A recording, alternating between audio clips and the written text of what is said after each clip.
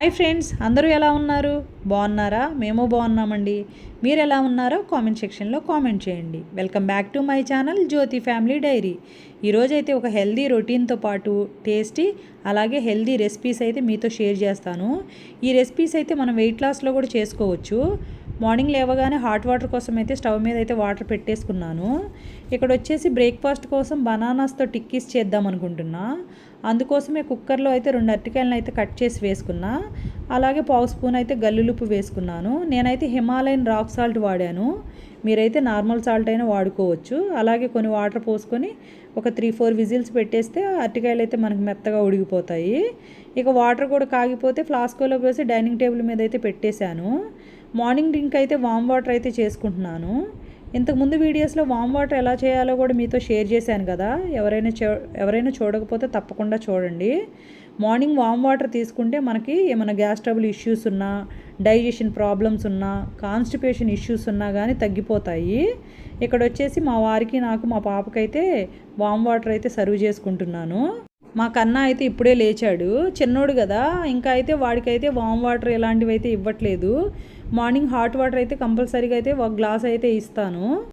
లంచ్లోకి ముల్లంగి పరాటా చేస్తున్నాను. మార్నింగ్ బ్రేక్ఫాస్ట్లో టిక్కీస్ కదా, త్వరగా అయిపోయే రెసిపీసే కదా అని ఈరోజు వీళ్ళతో పాటు కూర్చొని తాగుతున్నాను. లేకపోతే యాక్చువల్గా అయితే రోజు అయితే వీళ్ళు వెళ్ళిన తర్వాతే వాటర్ తీసుకుని ఆ తర్వాత ఇలాంటి డ్రింక్స్ ఏమన్నా తీసుకుంటాను. ఇక్కడ వచ్చేసి నేను ముల్లంగి పరాటాకి ఆనియన్స్, పచ్చిమిర్చి అలాగే కొత్తిమీర అయితే సన్నగా కట్ చేసి ఒక బౌల్లోకి తీసుకున్నాను. 2 పెద్ద ముల్లంగిలను అయితే తీసుకొని ఇలా అయితే తురుముకున్నాను. ఈ తురుములో నుంచి మనకు చాలా వాటర్ వస్తుంది అనమాట. ఒక క్లాత్లో వేసుకొని మనం అయితే గట్టిగా ప్రెస్ చేసి అందులో ఏమాత్రం వాటర్ ఉండకుండా మనమైతే తీసేయాలి.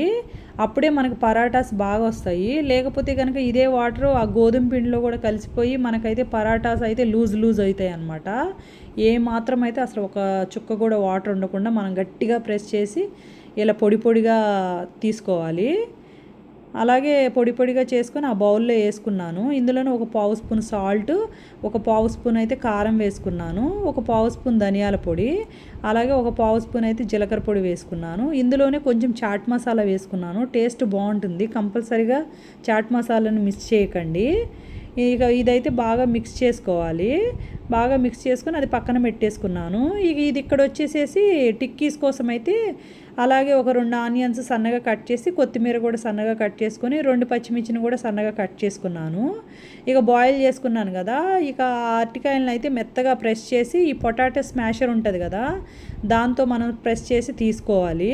బాగా ప్రెస్ చేస్తే ఏంటంటే స్మూత్ పేస్ట్ లాగా అవుతుంది. మనం అది అయితే టిక్కీస్కి అయితే వాడుకోవాలి. ఈ పచ్చటికాయల్లో ఫైబర్ అయితే ఎక్కువ ఉంటుంది. దానివల్ల అయితే మనకు మంచి అరుగుదల ఉంటుంది.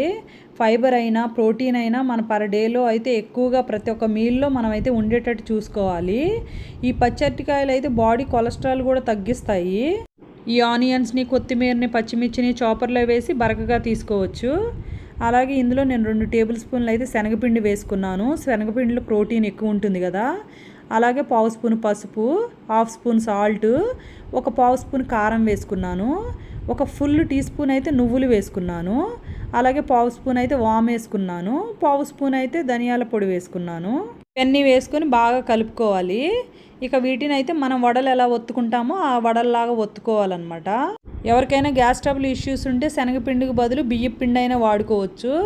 బ్రౌన్ రైస్ని కడుక్కొని మనం మరబట్టించుకుంటే ఆ పిండిని వాడుకుంటే అది కూడా బాగానే ఉంటుంది.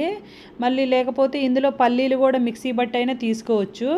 చాలా టేస్టీగా ఉంటాయి. మనం ఎప్పుడైనా కానీ డీప్ ఫ్రైస్ కాకుండా వీలైనంత వరకు ఆయిల్ అయితే తగ్గించుకోవాలి. ఇలా కాస్త ఒక 2 టేబుల్ స్పూన్లు అయితే ఆయిల్ అయితే మనం అప్లై చేసుకొని అయితే మనం టిక్కీస్ అయితే చేసుకోవచ్చు. చాలా బాగుంటాయండి. ఆయిల్స్ అయితే ఎంత తగ్గించుకుంటే అంత మంచిది. ఎక్కువ ఆయిల్స్ వాడినా కానీ హెల్త్కి అయితే అంత మంచిది కాదు. టిక్కీస్కి కాంబినేషన్ అయితే గ్రీన్ చట్నీ అయితే బాగుంటుందండి. కొంచెం కొత్తిమీర, పుదీనా, 3 వెల్లుల్లి రెబ్బలు, అలాగే కొంచెం జీలకర్ర, కొంచెం చాట్ మసాలా, అలాగే ఒక పావు స్పూన్ అయితే సాల్ట్ వేసుకొని మనం కొన్ని వాటర్ వేసుకొని మిక్సీ పెట్టుకోవాలి. మెత్తగా మిక్సీ పట్టుకుంటే మనకి గ్రీన్ చట్నీ అయితే రెడీ అయిపోతుంది. పిల్లలకైతే కొంచెం సాస్ వేసైనా కానీ మీరు ఇచ్చినా కానీ వాళ్ళు చక్కగా తినేస్తారు. ఇంకా ఇక్కడ వచ్చేసి పరాటాస్ అయితే స్టార్ట్ చేసేసాను. మార్నింగ్ అయితే హడావుడిగా ఉంటుంది కదా, అస్సలు టైం ఉండదు. ఫాస్ట్గా చేసుకుంటేనే ఈ లంచ్ బాక్స్లు అయినా కానీ బ్రేక్ఫాస్ట్ అయినా కానీ అవుతాయి అన్నమాట. ఇక గోధుమ పిండి అయితే ఒక 1/2 అవర్ ముందే కలిపేసి పెట్టేసుకున్నాను. కాస్త మందంగా తీసుకోవాలి. గోధుమ పిండిని కాస్త మందంగా తీసుకొని అందులో మనకు కావాల్సినంత ఒక 2 టేబుల్ స్పూన్ల ఈ ముల్లంగి స్టఫ్ పెట్టేసి క్లోజ్ చేసి మనం ఇంకా పరాటాస్ని ఒత్తుకోవటమే. ఈ పక్కన వచ్చేసి టిక్కీస్ అయితే ఫ్రై అయిపోయాయి. ఇంకొక సైడ్ కనుక ఒక 10 మినిట్స్ సిమ్లో పెట్టుకుని కనుక ఫ్రై చేసుకుంటే మనకైతే టిక్కీస్ అయితే ఇంకా బ్రేక్ఫాస్ట్కి అయితే రెడీ. అలాగే ఇక్కడ వచ్చేసి పరాటానైతే నేను నెయ్యితో అయితే కాల్చుకుంటున్నాను.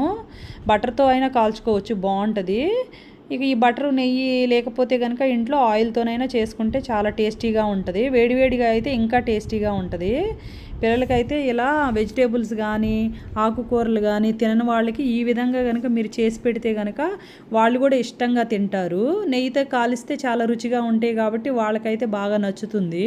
ఈరోజు అయితే మార్నింగ్ నట్స్ అయితే ఆల్మండ్స్ ఇచ్చాను. నైటే సోక్ చేసి డైనింగ్ టేబుల్ మీద పెట్టేస్తే వాళ్ళే క్లీన్ చేసుకొని తినేస్తారు. ఇక ఇక్కడైతే బాక్సులు ప్యాక్ చేశాను. ఇక్కడ మా బాబు చెప్తున్నాడు, నేను నీట్గా ప్యాక్ చేసుకున్నాను మమ్మీ చూడు అని చూపిస్తున్నాడు.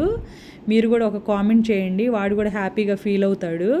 ఇంకా అలాగే వాళ్ళకి టైం అయిపోయింది, వాళ్ళు వెళ్ళిపోయారు.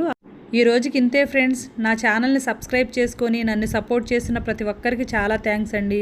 ఎవరైనా కొత్తవారు చూస్తుంటే వాళ్ళకి ఈ వీడియోస్ యూజ్ అనుకుంటే తప్పకుండా సబ్స్క్రైబ్ చేసుకోండి. అలాగే కామెంట్ చేసి లైక్ చేయండి.